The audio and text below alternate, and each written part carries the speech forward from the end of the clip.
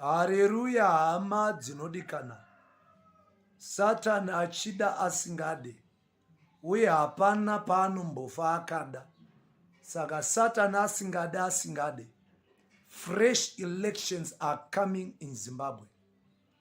Ndo chokwadi chiri pachena, chisiri kunyatsoburiswa pachena neZanu-PF intelligence. Fresh elections, they are coming. Ndo saka muri kuona vana chivhayo vari kukambeina kabisira vachipa vanhu mota. Vanhu vari kupiwa mota hamuchazowanzwa vakudaidzwa kumarali. Ndinotokuudzai, ndakagara pano, vanhu vari kupiwa mota ava vachinzi vari kuappreciatwa. Macampaigns ari kuitwa kabisira because fresh elections are coming. Vana Rwonzi, Chirumanzuku vari busy izvezvi kuita secret campaigns ari kuitwa kabisira.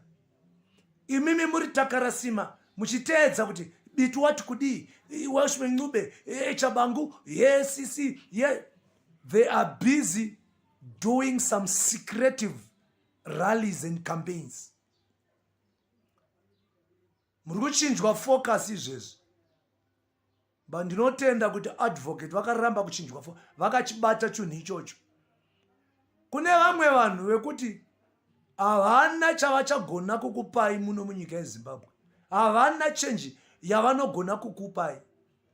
Vakafeila kudhara. Political failures.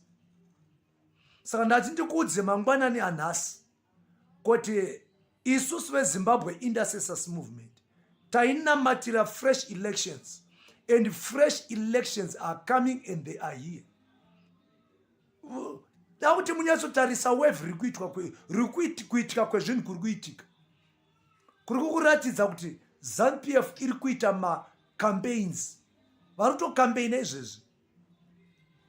Handiti kubudiriro tu kwainzi vanhu huko, uyai kumisangano, munhu wese achimanikidzwa kuti uya kumusangano. Saka tinoda kukuudzai kuti muri yeZimbabwe gadzirirai fresh elections. Fresh elections, they are here. As God ushers us into fresh elections, I want to tell you that a great new Zimbabwe is upon us.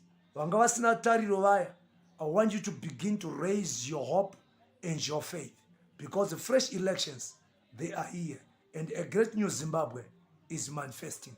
May God bless you, and may God bless Zimbabwe.